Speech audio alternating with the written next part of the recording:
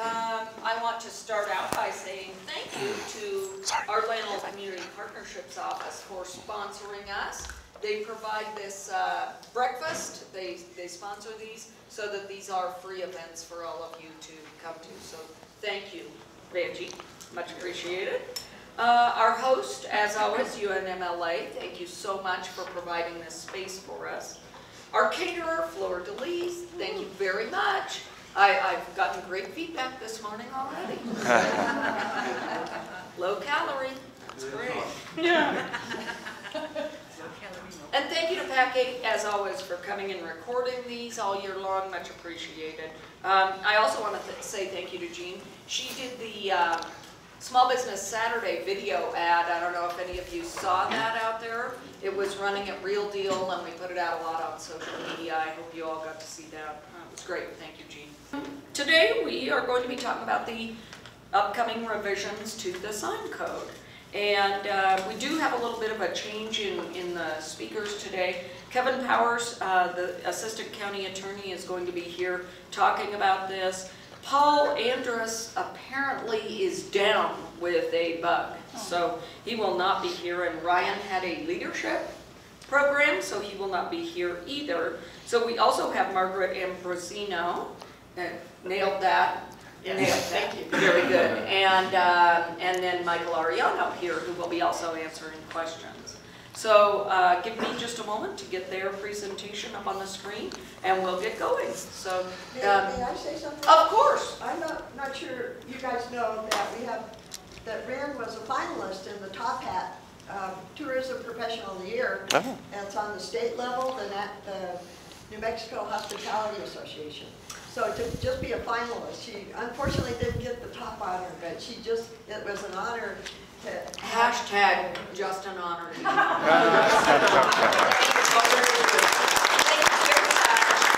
you, Georgia. Coming from a previous tourism professional of the year, much appreciated. Thank you. If you ever want a nomination, come into it. Thank you, Georgia. Struggling. Yeah, that's probably why you didn't get it. All right, sir. Thank you, Ruth. Absolutely. Take it away. Well, good morning, everyone. I see a lot of familiar faces and some new ones. If you don't know me, as Ren said, I'm Kevin Powers, one of the Assistant County Attorneys. And I have the privilege for working with Alvin Leapart, our County Attorney, and illustrious County Council members, as several are here today, Chair Scott and Councilor Wrighty. It's always a privilege to come and talk to you, and especially on this important matter, what I view as the county sign code. I believe it's a very important matter for businesses, and that's why you're the third person to see this presentation. With me today, I do have Margaret. She was essential in helping me develop this new sign code. And Mike Aaron, as the Chief Building Official, will be integral in administering several portions of this, as well as sort of code enforcement issues as we might see later. And with that, I'll get going. Please stop me. As an attorney, I usually answer better to questions than actually making a presentation, so I'm always up for questions. I think that's where we really flush out the details. And especially to you as a community members and business owners, I really think it's important we get your input and feedback to make sure we have a really good sign code. Getting people to your businesses, beside normal advertising on TV and newspapers, I think signs the next best thing. And I have a lot of good ideas, but I try not to put my personal intake in this. What you're going to see today is what we had to do, and I'll get right to that. First, in 2015, this organization, the Chamber of Commerce, actually came to the county and presented some concerns that they had with even what's today still the current sign code. That's codified in our municipal code, and really depends, it's an older code. The last time it was updated around 2015. Since that time, we've had several new developments. But there was 4 issues that this body brought to the county and actually made a presentation to the Planning and Zoning Commission, and we discussed the issues and concerns of that, of your 4 main topics, what I perceive as 4 main topics. And it really came down to these issues. I think the division of temporary banners into those that identify a business and those that advertise one-time events such as sales, the Chamber of Commerce requested that temporary banners identifying businesses to stay up for 120 days once for new businesses. The second, temporary banners for one-time events would be 14 days multiple times per year. The current sign code really distinguishes between banner signs, monument signs, this type of sign, political signs, real estate signs, community event signs. And I think there was some concern at the time for those new businesses that started up. They wanted to be able to put up a temporary sign until they got their actual permanent sign to be able to install in their building, because once you start up a business, you need those customer bases to come in. The second one was remove feather banners from the umbrella of banners to allow greater use of signs, and we're going to talk about that a little bit more. The third thing is remove regulations on the size restrictions for hours of operation, because customers can't read it from their cards. If they drive into a parking lot and you can't see it from the parking lot, they have to get up and actually walk or get out of their car and actually have to walk up to the doors to see if the business is even open. And finally, they wanted, the Chamber at that time wanted to remove regulations on restricting vending machines to allow businesses to place bottled waters and other tickets, sort of those things you see in other communities. That really, the fourth one is a zoning issue. And so I won't really get into that today. But I think those first three topics, really removing the temporary banners and dealing with banners generally, allowing greater use of different types of signs. That's the way I read that. Banner signs, as you know, is much like this, and you can place them outside of your business, and you can move them around to garner greater attention to your sales or different kinds of events. So that was 2015. What happened? Late 2015, there was a U.S. Supreme Court in Reed versus Gilbert, the town of Gilbert in Arizona, that fundamentally changed how signs in the United States, across the United States, how towns and cities can actually regulate signs. And it really all comes down to First Amendment speech. Just like religious speech, your ideological speech, your commercial speech, and all the different types of speech out there, signs is one of those speeches. So signs themselves are a manner of speech. And so what the U.S. Supreme Court said, I'm going to give it to you plain and simple. When you have to look at the sign to figure out where it goes in a regulatory program, whether you have to look at the sign to say that's a real estate sign, that's a commercial sign, that's a religious sign, you can't look at them anymore. It is a fundamental shift of how the United States regulates signs. Before this, signs could be regulated by those time, place, and manner restrictions. Just like we still can do some things, but we're talking about signs today. So the court said if you have to look at that sign to figure out how long it can stay out, where it can be placed, and what the content is, you're regulating speech. And you can't distinguish between speakers. So an ideological sign can't be treated different than a religious sign. They're the same speech. And if the government regulates those signs based upon that content, we may be violating your First Amendment rights. The court said, that's fine. So that's the way we're going to approach this sign. Keep that in mind as we walk down this path together. What are our goals in trying to come up with a new sign code?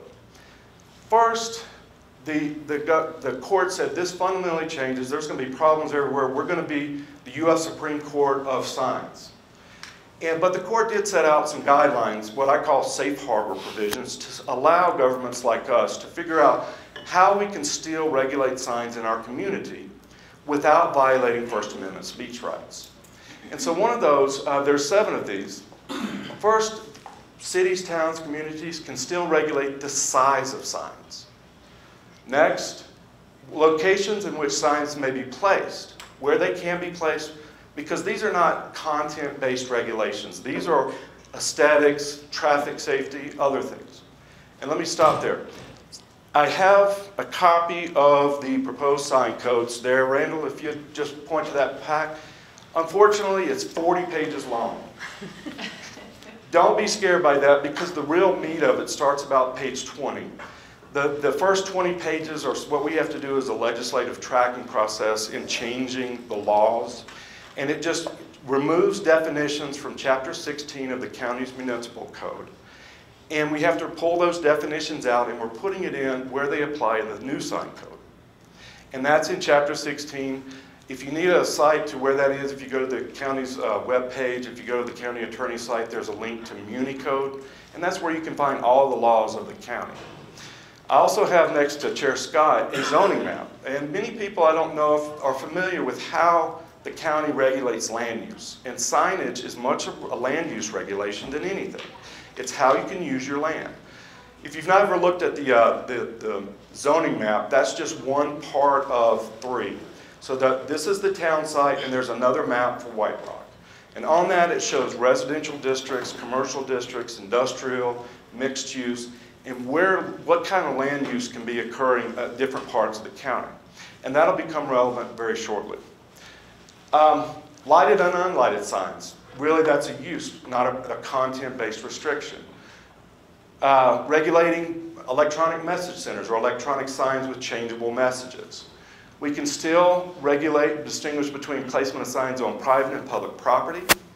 We can also still regulate, if it's not content-based, placement of signs on commercial and residential property, and on-premise and off-premise signs. So these are the safe harbor provisions that the U.S. Supreme Court said governments can still regulate these without violating First Amendment speech. And so what we've done is we've tried to make a sign code that meets all of these elements, giving consideration to your 2015 concerns, removing categorical types of signs, political, real estate, all of those. In essence, the problem is, though, since 2015, there's been over 600 to 700 challenges of local ordinances based upon the content regulations. That's an amazing amount in the U.S. and Federal Court of Appeals since 2015. You don't see that many places. This reach fundamentally changed how we regulate signs. So we're still trying to figure out how to regulate signs with those safe harbor provisions in mind. So the next thing is we want to avoid content-based sign regulations. That's a primary element of the new sign code. Make sign code easy for public to understand, you and the public. Because not only as you commercial entities, private people want to put out garage sale signs. They want to put out having a new baby or welcome home or any other kind of signage. It really is going to meld into one category called signs. No more categories. Make sign code easy to administer and enforce. Because truthfully, Michael and Margaret and Paul and the county has limited finite resources, and we don't want to heavily regulate the community, so we're trying to make it very easy to understand and to administer and to enforce. And enforcement is the last option we ever try to go to. Finally, allow fair and equitable use of specific county lands and buildings and public right-of-ways. As we'll get to at the very end, you see a lot of signs in the public right-of-way for very good reasons. You see community events, civic group organizations, different things advertising in the county's public right-of-ways. And that's county property, so we can regulate our property just like you as a property owner can regulate the signs that you will allow on your property. So with these in mind, we've redeveloped a code, and again, it's there, and Renz will share a link to where that's available. I didn't want to overburden you with 40 pages of reading before this meeting. Attorneys, we love to read. So just keep that in mind. These are the main sections. As you see, it's fairly the same as the prior county code. Applicability, prohibited signs, definitions, general sign regulations, sign districts. We're going to go through the main topics, the main ones of this, because I don't want to bore you too much. Building and frontage, how you calculate the size of the signs you're allowed based upon your frontage, and that's more commercial. Illumination, line of sight obstructions, and then finally signs on county public and right-of-ways. So the main elements, as I've already probably mentioned a lot of these, the main issue is to eliminate categories of signs. And we can no longer distinguish between religious, ideological. The one distinction in that is commercial messages, unfortunately, can be regulated more than political, ideological, and non-commercial messages. I'm trying to stay away from that. I think if it's a sign, it's a sign. And so we're trying to keep it very content neutral. There's some distinctions between commercial, residential, commercial, industrial, and then governmental sign districts. And as we'll see, now regulated, it's only, here's the crux of it. It's either a temporary or permanent sign. And so that's the first two distinctions. The next level of distinctions is what sign district you're in. Are you in a residential zoning district? Are you in a commercial zoning district? Are you an industrial district? Or are you a governmental public land like UNMLA? That's as simple as we're getting. And I'll show you how we're going to do that. Permanent signs still will require, because they're attaching to a building, they still will require a permit, because if it falls off, it's going to kill somebody. Or it can hurt, or it can damage property and people. So when you attach a big sign to the side of a building like this, it still will require a permit. But guess what? Temporary signs are not going to require a permit. If it's on your own land, any temporary sign can be placed without a permit. And I'll show you how we're going to do that to make sure it's not overly aesthetically unpleasant, or that you just don't have an unlimited number of signs on private property.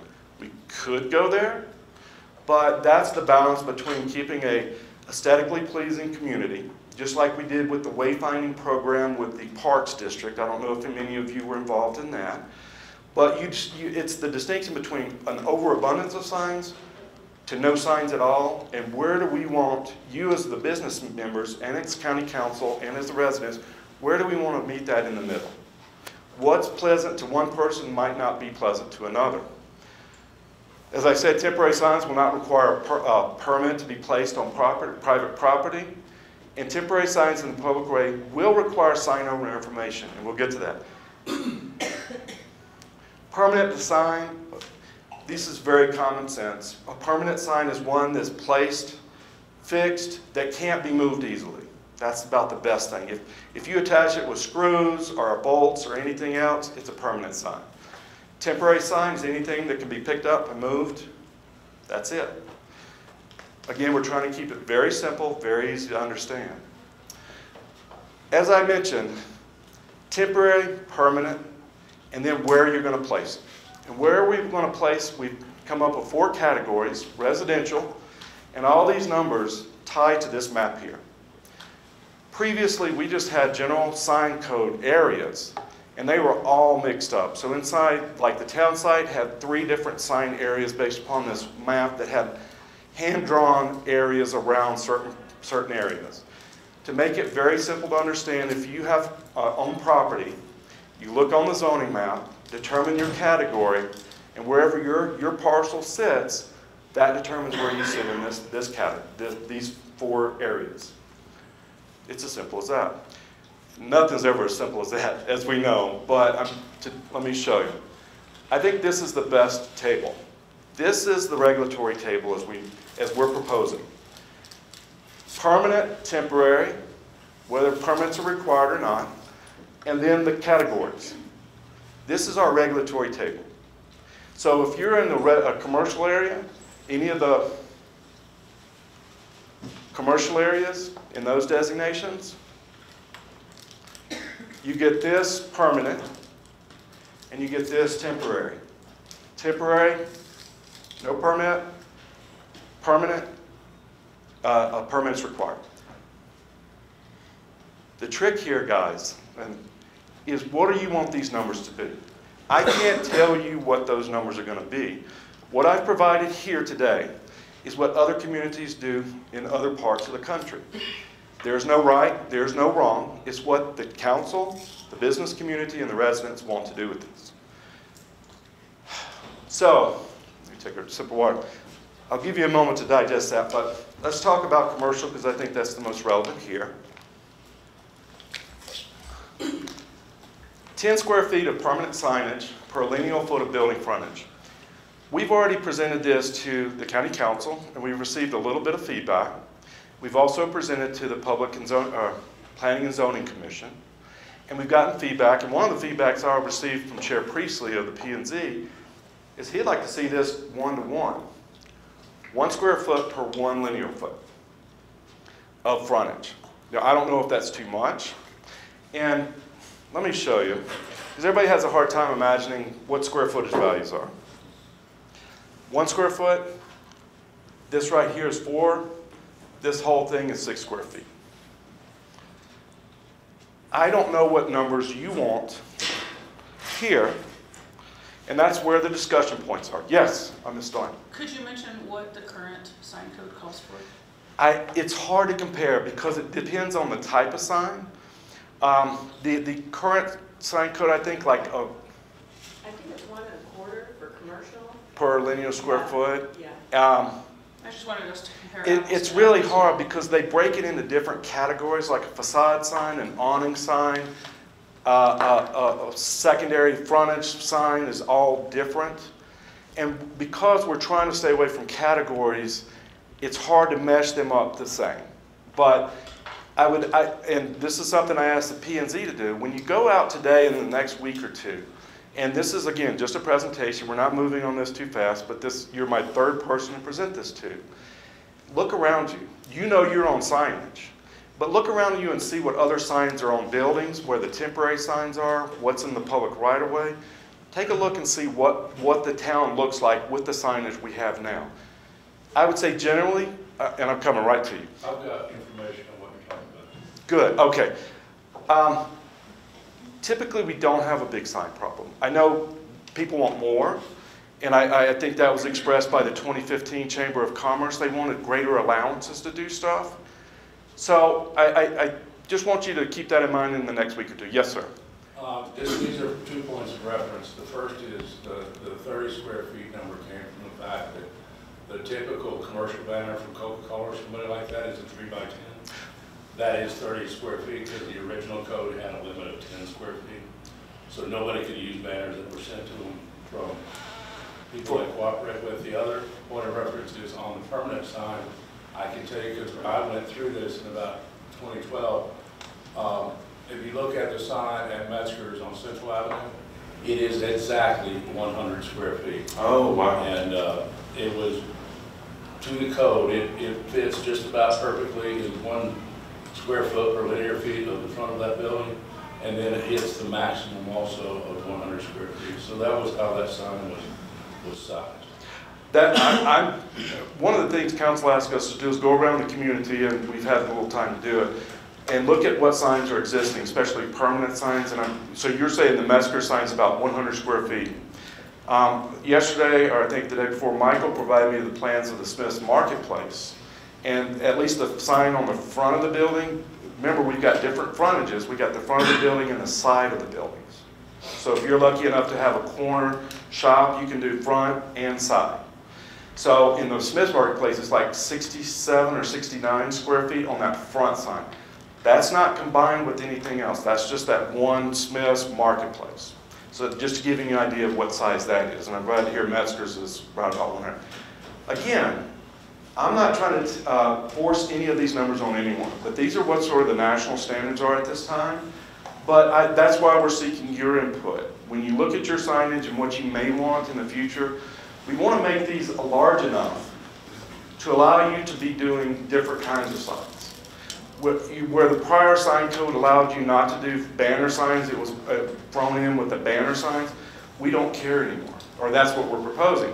As long as you meet these size restrictions, anything that you can put, it's like putting it into a bag. Anything you could shove into that bag, it's okay. So long as it meets the total square footage value. What that number is still to be determined. But again, these are sort of the national standards that we see, and maybe that's the 30 square feet that most people have. Again, I would love to get your input. My card and Margaret's card are out if you'd like to shoot us an email, or after, maybe go out and look around and come back and talk to us. Happy to meet with you. We can do it one-on-one through email or telephone call, any way you'd like. But as you see, we're not dealing with political signs anymore. We're not dealing with real estate signs anymore. Banner signs, what constitutes a this or that. As long as you can meet this total size allowance, whatever type of signs with some limitations like EMCs, electronic message centers, you can put in there. And so I hope that alleviates some of the 2015 concerns that the Chamber brought to us at that time, and also meets these ever-changing legal standards, because we're still trying to figure out, and I'll get a little bit more into that. So we got sign districts. This is the written part of this table. It's the same thing. It's exemplified in a table to make it really easy to understand. Industrial, and when I was looking at this to try to make the categories, my thought behind this was residential.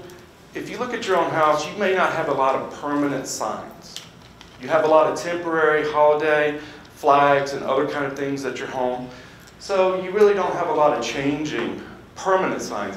But you may have a lot of temporary or holiday decorations or different things that you might want to put up. Commercial, I think you have fixed signs, but you want a greater allowance for sales and temporary sales and special events. And so that's why the 10 versus the 30. Industrial, I think you want bigger signs, permanent signs, but you're not going to be running specials every day of the week if you're an industrial producer. Just a philosophical thing. So that's why it's 20 to a 10 ratio. Again, these are just numbers that we've put, that we found that apply in different parts of the country, and we want your feedback. Let's talk about what's your current signs. So as long as your signs, your permanent signs, your temporary signs right now, once adopted, you will be a non-conforming sign. That's the grandfather clause. Yours, as long as it's legally conforming on your building or your structure or whatever, then it will be grandfathered in. The change is when it becomes larger or it increases the non-conformity. So if you have a 20 square foot permanent sign and you decide you want to go up to 30 square feet, the new codes will apply. But we're hoping that this will allow you better choice. By keeping it as simple as this and not saying you have to meet these types of signs, you can examine whether you want to try new signs once the non-conforming use changes. Once you change it to such a degree that the non-conformance doesn't increase. Abandoned signs, if somebody goes out of business, it's going to be hard to tack them at the last minute to take down the sign. So that sign will probably stay there. If it's no longer in existence in 60 days, it's considered an abandoned sign. And once the new owner takes over, there's a certain grace period that you have to replace that sign or use it or change the face. And there's some exempt signs. Let's talk about that. And here's the crux of some of the issues I see. The more exempt signs you have, the more trouble a government can get into. Right now, we have, in the proposed sign code, we only have 4 categories of exempt signs. Governmental, regulatory, which is like wayfinding, your street lights, all of those are considered signs in some way. Legal postings, all of those different things, like a permit for building application, you have to, by law, put that on your house or your business. And so those are governmental signs, those will be exempt. Let's see, vehicle signs. Vehicle signs is one of those that's really hard to regulate, and the way we're proposing to handle that is to exempt most vehicle signs. We're not going to get into the day-to-day regulation of what's on if the FedEx truck sign on the side of their vehicle is too big or too small. It just makes no sense from a regulatory purpose to do that. We can, but it adds another 20 pages to a 40-page document already because you have to be really specific. But the most signs we see on vehicles is FedEx, UPS, those kind of normal delivery trucks, Wallers, any of the businesses that you might see. So we're exempting vehicle signs just to keep it simple. We can go there if it becomes a problem.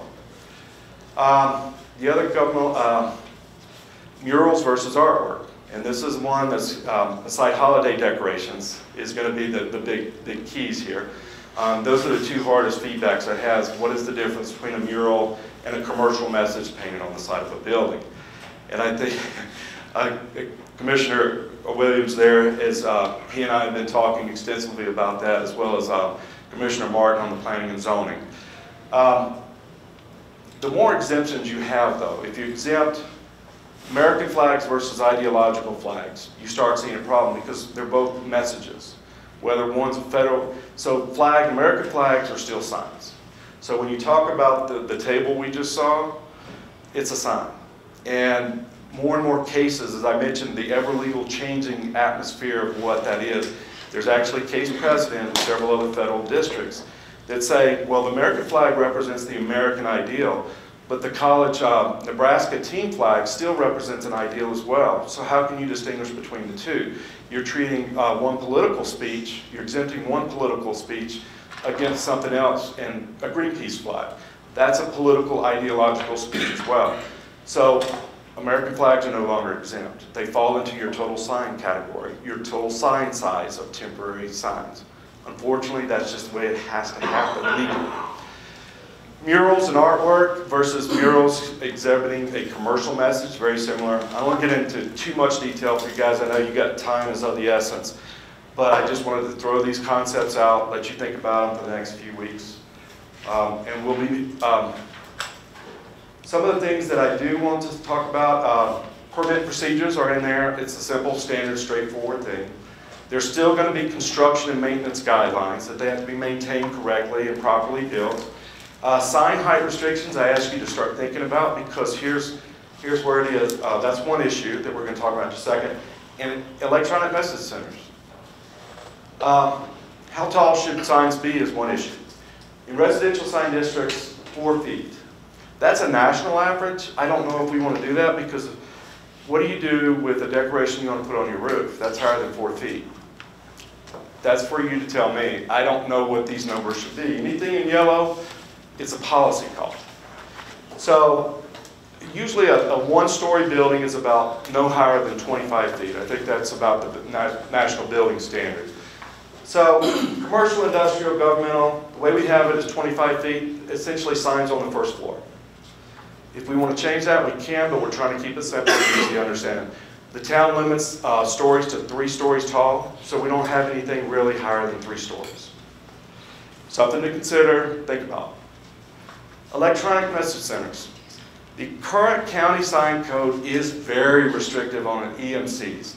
Unless you get a waiver, all you can do is date and time and the weather. 73 degrees, 7:08 in the morning, and it's only allowed to be illuminated at a certain level. Very restrictive. There has been a lot of development in the EMC industry over the last decade. LEDs can control light, illuminance. There's a lot of good things that I've seen. Again, does the county want to change the EMC policy or the regulations? Right now, businesses, I think, can make greater uses of EMCs. That's my opinion. But they have to go through a very arduous process to get a waiver, apply permits, and do different things.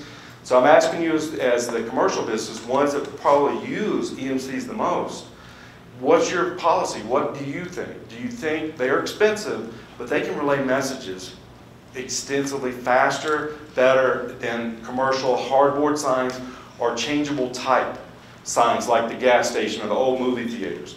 EMCs can do it better.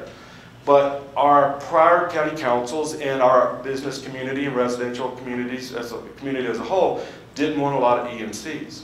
We certainly don't want to be like Las Vegas. They don't have any regulations on sign. Whatever you can buy and put up, you got it. So, but I think there's a happy medium that can be struck. Last thing I'll talk about is governmental sign districts. This is probably, as the government, we have the right to regulate signs on our county property just as much as you as an individual property owner do as well. Remember, there's off-premises and on-premises signs. That distinction is a little bit different. We don't have billboards in the county out on, 502 coming into town or anything else. We don't have billboards. But what we do is have on-premises signs that you as a business can do on your site, your parcel, your lot, and your business. But the government itself, we have 4 categories that the government's going to regulate our own selves. For temporary signs on county, permanent signs on county buildings, we maintain the same standards as you do. We got to go get a building permit. We got to make sure it's attached correctly, and we can't exceed the same size that you would as a commercial business. Temporary signs on our buildings, that's going to be more like vote today, a run this weekend by the Aquatic Center. You've seen the signs, or different kind of community event signs, library, small business Saturdays. If it's on the county's property, we can regulate it as well. Some of the issues that we're going to see is the overpass by the high school. Those are civic banners. Usually we've limited those to civic groups and organizations. Guess what? That's a speaker. We can't regulate that. So We've got to figure out a policy on how we're going to mesh that as well in the county for those different type of speakers. Let's not get bogged down. Temporary sign in county designated areas. You've all known them as political sign areas. One on Trinity, 2 down in White Rock, and the one on North Mesa coming out of Broadview. Guess what? That's a political speech. We can't allow just political speech in those areas anymore. They're going to be free speech areas for everybody. In those districts, you're going to get temporary signs for a longer period. In the public right-of-way, this last category, it sort of depends on what we do in the public right-of-way. Everything down the street here. And we have state DOT public right-of-ways on Trinity, so we can't regulate those. State's preempted.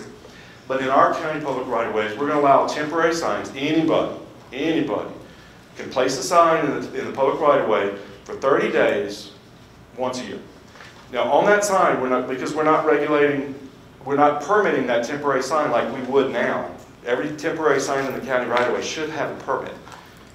It's practical, but no more. So you don't need a temporary sign if you want to put a garage sale sign in the public right-of-way. All you got to do is put your owner information. The name, who you are, when the sign was placed, when the sign will be removed, and your contact, phone number and email. As long as it has that somewhere on the sign, it's legally placed. And it's up to you, as an owner of that sign that you place, the garage sale or the hockey league or the little league or the Kiwanis for the recycle, to remove that sign timely. And to be honest, it's an expensive sign. It's usually $20, $30 per probably the placement. I don't know exact price. But those are about 4 square feet of a sign usually. And you put them there. You want to take it back because you want to save it till the next weekend, or the Kiwanis, like they do that monthly collection on the recycle. They can place it again 30 days later. So no more do we have to get permits for temporary signs in the public right-of-way. But that's 30 days per year, individual. Signs in those political speech areas, the former political speech, 90 days. You get in those specific areas for 90 days per year. So if you want to put any kind of sign in those political areas, former political areas, you get 90 days, whether it's your commercial or yard sale or anything else that you want to put in there. Again, we can't regulate who the speaker is or the type of content that's going to go in. I know these are a lot of big concepts thrown at you. Again, it's to give you some idea of where we're going and get feedback. May not exceed 8 square feet, 30 days per year. Should be clearly marked with visible, permanent text, the owner's name, address, telephone, email, and date, the sign is placed into the sign removed, as I mentioned. And shall not interfere with the ADA, access, sidewalks, those kind of issues. So up and down the street, anybody can place a sign in the public right-of-way so long as it would meet these criteria. And for more information, give us a call. A lot of information. Let's tell you where we're going. Planning and Zoning Commission, as well as the County Council, has asked that the staff host 2 sort of town hall public meetings, one up here on the town site to invite the public to come and express and do the same presentation, as well as one in White Rock, before we come up with a final list of recommendations. As mentioned, we've already got comments from Planning and Zoning, County Council, and I'm still meeting with other people to get more input. But the way we plan to handle this is we'll come up with a list of all the recommendations we receive from you as the business community, the residents, and the community at large, and we'll go back to Planning and Zoning and sort of cover those with the P&Z to sort of have them finally make a determination of what the final sign code looks like. That then will be taken to the County Council to actually change the law. So with that, I'll stand for any questions. So, Yes, sir. Got a comment and a question. A comment first off, I think this is a much better sign code and a vast improvement over what we had 3 or 4 years ago. So I appreciate the work that's gone into that. One of the points you brought up that the chamber brought forth before was, I believe in the old sign code or the current sign code, temporary banners, say a banner for a new business was limited to 30 days, and you could do that twice a year, so a 60-day period. So we had asked that we extend that to 120 days to give a new business in particular more time to get a sign up. What I didn't see, and maybe I missed it, was a time restriction on banners now. Luckily, in our town, we have not had what I would call a problem with a business using a banner, a temporary banner, as a permanent sign, kind of in perpetuity. But that could come up at some point. So I guess the question is there a time limit on that type of thing? Nope. All you gotta need is that category right there. So you could conceivably leave a banner up saying, "This is my business," in perpetuity. I think until it becomes a public health and safety issue, if it's tattered and not attached correctly and it can fly off, I think that's where the building official would say that's a little bit dangerous. We need to talk about doing more permanent attachment of something. And that's part of the balance between having a business-friendly sign code and an aesthetically pleasing sign code. That is. The other thing is, in terms of, and this is more just curiosity, again, this has never happened here and I wouldn't expect it to, but the ability to not regulate content. Let's say someone puts up a sign in one of the political areas that has offensive language on it because they're angry at a person or a business or a government. How is that handled?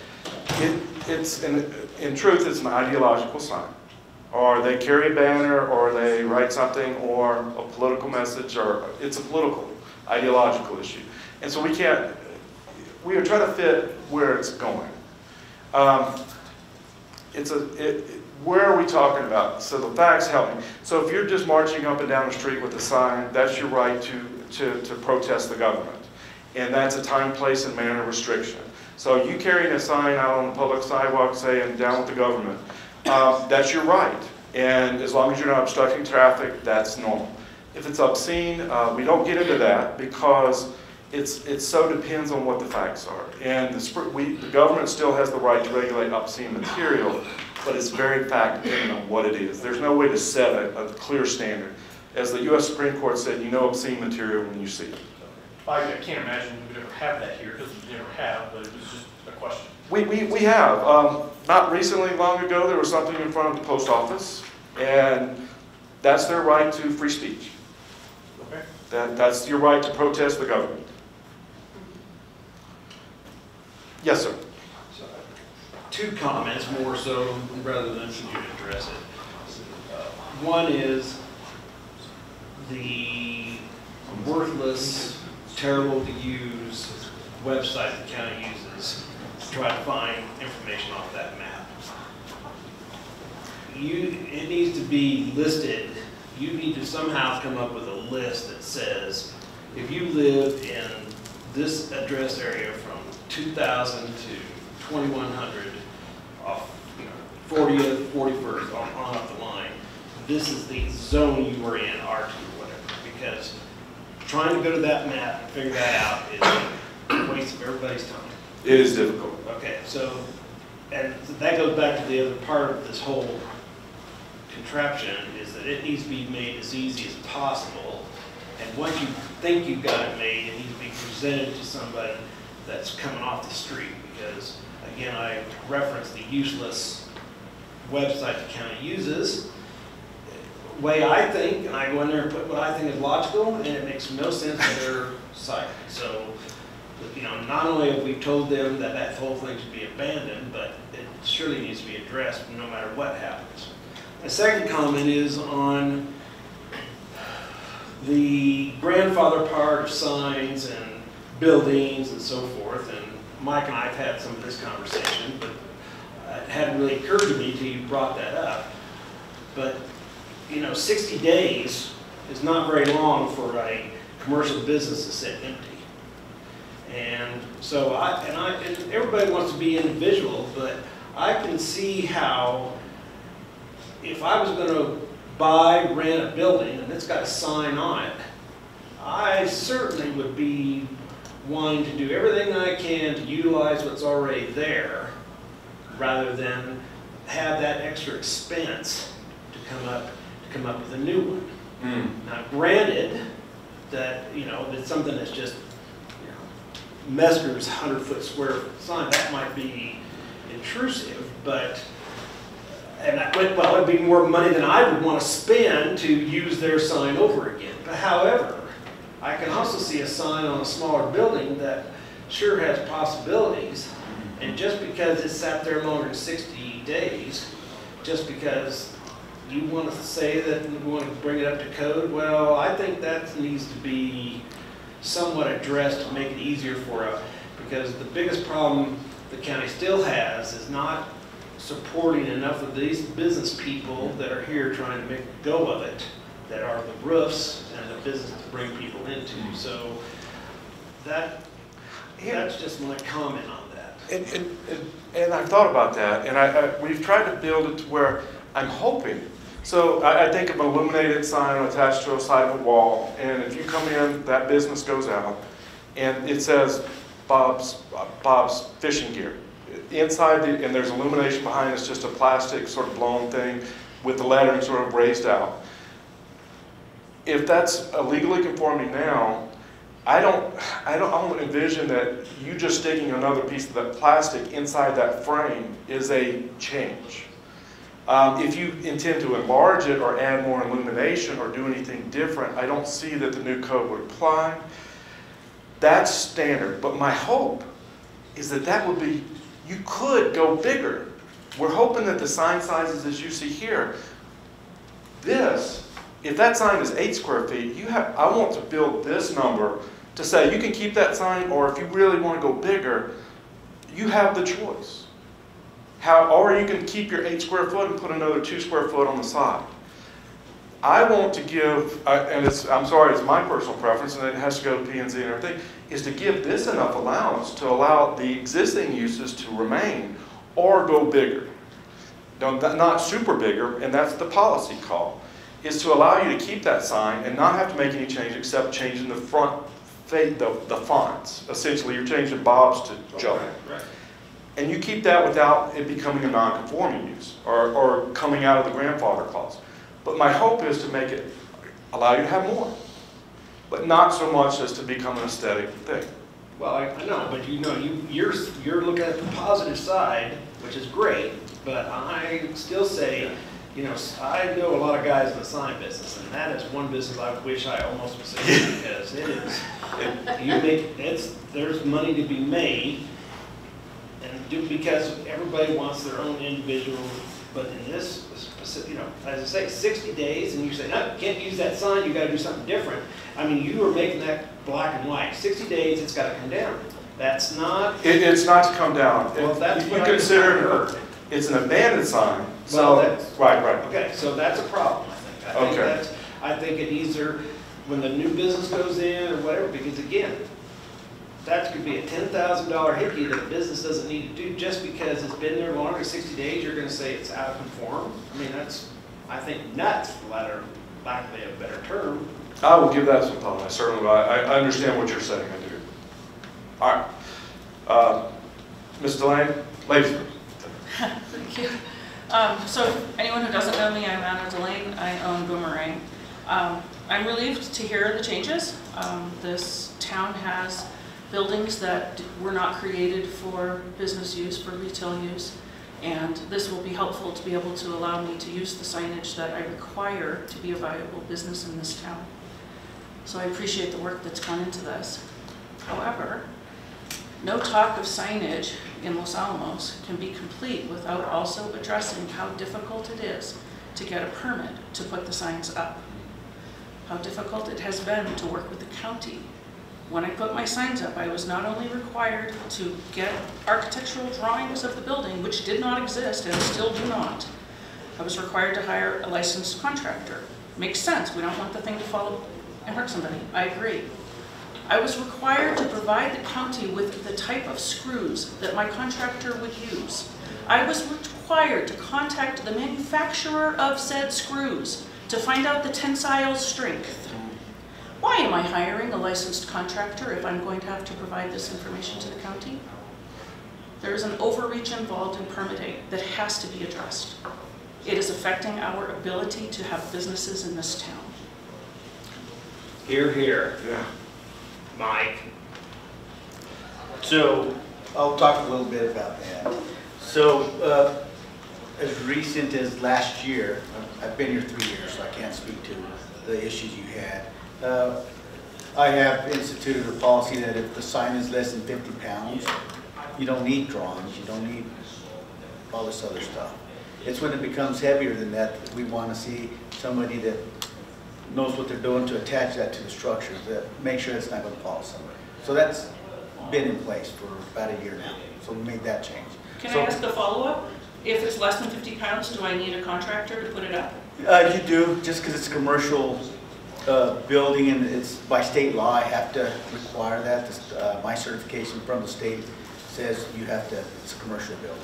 Because we don't want it falling off. I agree with that, safety first. Yeah. But do I still have to provide you with the details of what screws are going to be used? No, I mean, when we're asking for details of screws used, and I hadn't heard of that, is we're not asking, if it's engineered, they'll design what to use, what kind of lag bolts to use, whether it's half-inch or quarter-inch. We're not asking for the detail of the exact screw you're using.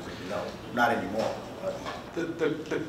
The way I see it, and I do a lot of the code enforcement, and the code in Chapter 16 and Chapter 10 are some of my areas that I work in, it's state mandated. Unfortunately, a lot of our hands are tied, and local jurisdictions are tied that the state has adopted the International Building Code and other things that we legally have to follow. And so it's just like, as you know, we can make it more stringent, but we can't go less than the state. And what happens if that thing doesn't get attached right, we can lose our certification to do it locally, and so then every building permit has to go through the state. And I think it's convenience to have our building department certified by the state so we can get it done quicker and faster. If you've ever waited on an electrical inspection from the state, sometimes they happen fast, sometimes they don't. Yes, sir. This is back to subject on John's point and unintended consequences. I talked about the Metzger sign when I moved here, and one of the reasons that sign was replaced was because the old sign that was there was non-conforming. So the hailstorm that came through here, this was a little over 10 years ago, broke several of the plastic pieces of that sign. And to code, we were not allowed to repair the existing sign because it was non-conforming. So it really was, and this is the unintended consequence, replacing the plastic inside the metal frame was what hung us up. That was not allowed.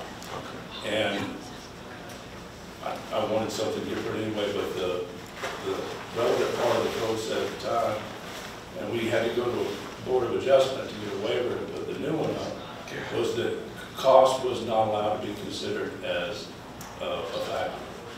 So when you do that, and the second part, and again, when you're reviewing this, I'd say look at, first of all, that like is like, and you don't have to take the sign down and rebuild. Because another example would be, and I think it probably is right at 25 feet, with a pylon sign at Metzger's in White Rock, and there's the gas stations down there, maybe on Kennedy. When we left the mobile business, we just replaced the plastic inside because the sign structure itself is sound. Make sure you don't have a non-conforming issue where somebody would have to remove that whole sign because, again, the plastic size is a little bit off, or it's 2 feet too tall, something like that. Yeah, I think one of the comments I'm going to take away is when you change the interior of the sign frame, that doesn't trigger the new codes. But again, my hope is that if it triggers a new code, all it does is not require you to take it down, but you are allowed to go bigger, and you're still allowed to go bigger. So I'm hoping that we don't have a prior non-conforming that makes you change. Like I think my mind goes to the new International Fire Code that if you do certain things to your structure, you maybe have to put in a sprinkler system, and that's expensive. And we know that, but that's a requirement of state and federal law. I hope not to have that same concern here. And so if you see a concern, I greatly appreciate your comments, and I will look at it to see if I see that there's a trigger for that.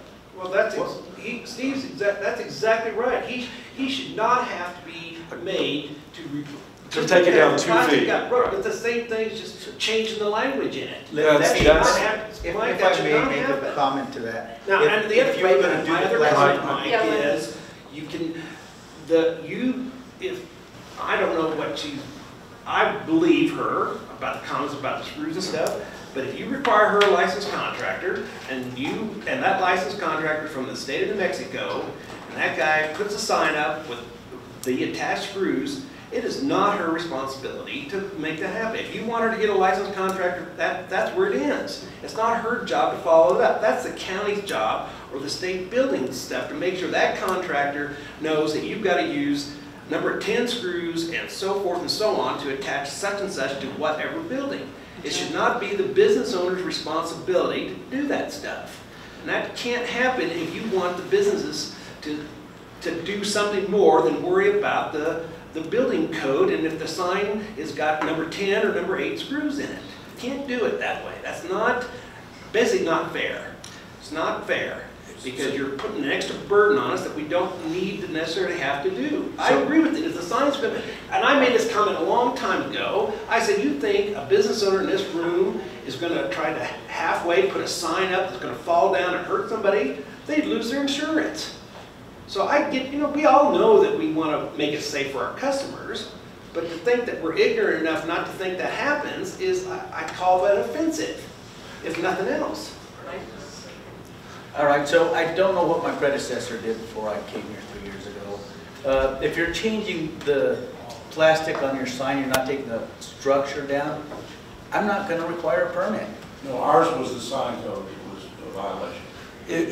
Well, so if you're, what I like to call legal non-conforming, so it was legal when you put it up, or somebody let you put it up, I'm not going to make you take it down because unless you're going to change the dimensions and size of it, then that's a different story. But if you're keeping what you have there, we're not going to do anything. Let's say, just an example, if you're going from standard illumination, just a regular, to an LED system, I think you would recognize that there might be some electrical aspects that you might have to look at to change the wattage and voltage and all those things.